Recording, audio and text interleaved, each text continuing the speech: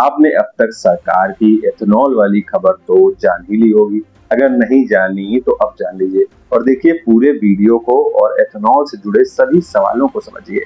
सरकार अब आपको पेट्रोल वाली कीमत पर 100% पेट्रोल की बजाय 85 से 100% तक एथेनॉल वाला पेट्रोल बेचेगी। अभी फिलहाल 20% ब्लेंडिंग वाला तो शायद आप खरीद भी रहे होंगे और आपको पता भी नहीं होगा। अब ये 20% से 85 या शायद 100% तक होने वाला है।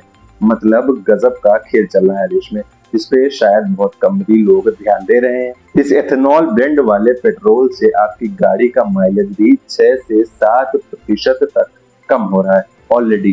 ठीक है, ये मैं नहीं कह रहा हूँ बल्कि नीति आयोग की ये एक रिपोर्ट है जिसमें ये बताया गया कि 6 से 7% तक पेट्रोल की बजाय एथेनॉल वाला पेट्रोल यूज करने पर माइलेज कम हो रहा है गाड़ी का। ठीक है, 3 से 4% दो पहिया वाहनों का और 6 से 7% 4 पहिया या 3 पहिया वाहनों का। ठीक है, भारत सरकार अपनी एथेनॉल नीति को लेकर काम कर रही है जिसके तहत E85 और E100 जैसे हाई ब्लेंड फ्यूल को बढ़ावा देने का प्रस्ताव है।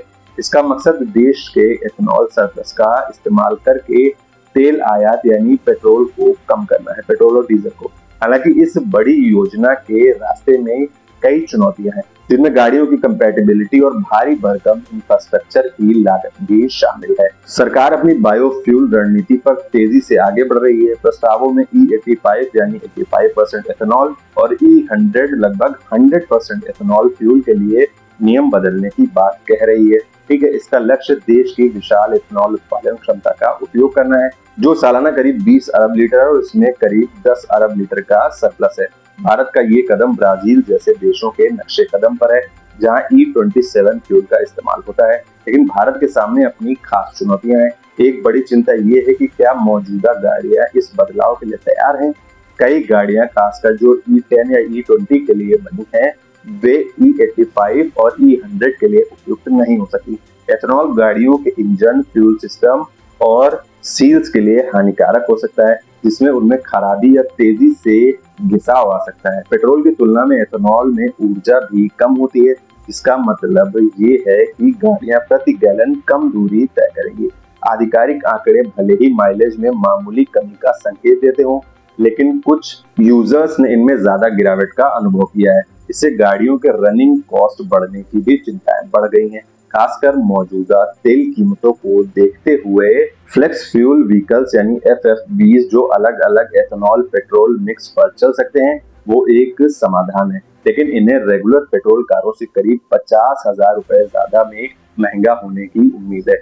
हाई एथेनॉल ब्लेंड्स को बढ़ावा देने का ये कदम भारत की तेल आयात पर बड़ी निर्भरता को कम करने की जरूरत से जुड़ा हुआ है क्योंकि देश अपनी जरूरत का 85% से ज्यादा कच्चा तेल आयात करता है। एथेनॉल ब्लेंडेड पेट्रोल ने 2014 से दिसंबर 2025 तक 1.63 लाख करोड़ रुपए से ज्यादा की विदेशी मुद्रा बचाई है।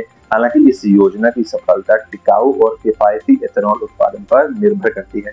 भारत की उत्पादन क्षमता ज्यादा होने के बावजूद असल इस्तेमाल कभी कभी कम रहा है जिसके कारण सरप्लस की स्थिति बनी है। एथेनॉल के मुख्य स्रोत जो है वो गन्ना और मक्का और चावल जैसे अनाज हैं जो कृषि बाजार की स्थितियों को प्रभावित करते हैं।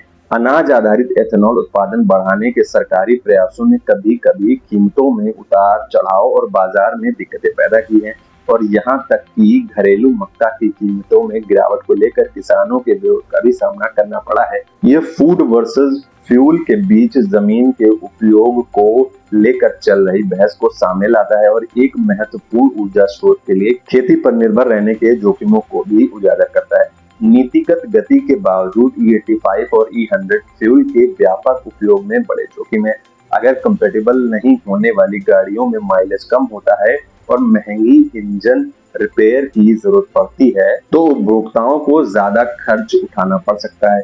ऑयल मार्केटिंग कंपनीज को फ्यूल रिटेल इंफ्रास्ट्रक्चर को अपग्रेड करने में एक विशाल अरबों डॉलर की चुनौती का सामना करना पड़ेगा जिसमें डेडिकेटेड स्टोरेज और डिस्पेंसिंग सिस्टम भी शामिल है जिससे व्यापक उपलब्धता में देरी होगी। गन्ना और अनाज जैसी फसलों पर निर्भरता का मतलब है कि मौसम या प्रतिस्पर्धी उपयोगों के कारण सप्लाई अप्रत्याशित हो सकती है।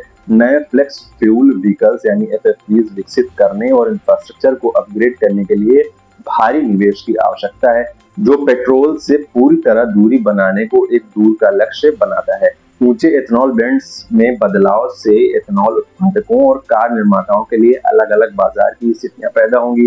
एथेनॉल मेकर्स, जिनमें त्रिवेणी इंजीनियरिंग एंड इंडस्ट्रीज और ईआईडी पैरी इंडिया शामिल हैं, उन्हें बिक्री बढ़ने का फायदा हो सकता है, बशर्ते फीड स्टॉक की कीमतें ज्यादा ना बढ़े और प्रोडक्शन फैसिलिटीज का कुशलता से उपयोग हो। ऑटो इंडस्ट्री को एक जटिल समायोजन का सामना करना पड़ सकता है। ठीक है, मारुति सुजुकी इंडिया और टाटा मोटर्स जैसी कंपनियां एफएफबी टेक्नोलॉजी विकसित कर रही हैं, लेकिन उन्हें अपनाने की गति ग्राहकों की रुचि, स्पष्ट रेगुलेशन और तैयार इंफ्रास्ट्रक्चर पर निर्भर करेगी।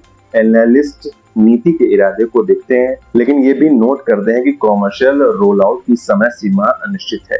ये परिवर्तन धीरे धीरे होने की संभावना है, जिसमें नजदीकी से मध्यम अवधि में E20 मुख्य ब्लेंड बना रहेगा। सरकार को रणनीति तत्काल पेट्रोल को बदलने के बजाय कई ईंधनों का समर्थन करने वाली प्रणाली का लक्ष्य रखती है, जिससे उपभोक्ताओं को अधिक विविध ईंधन विकल्पों के बीच चयन करना होगा। तो आपको ये वीडियो कैसा लगा हमें जरूर बताइए और कमेंट और शेयर जरूर करें।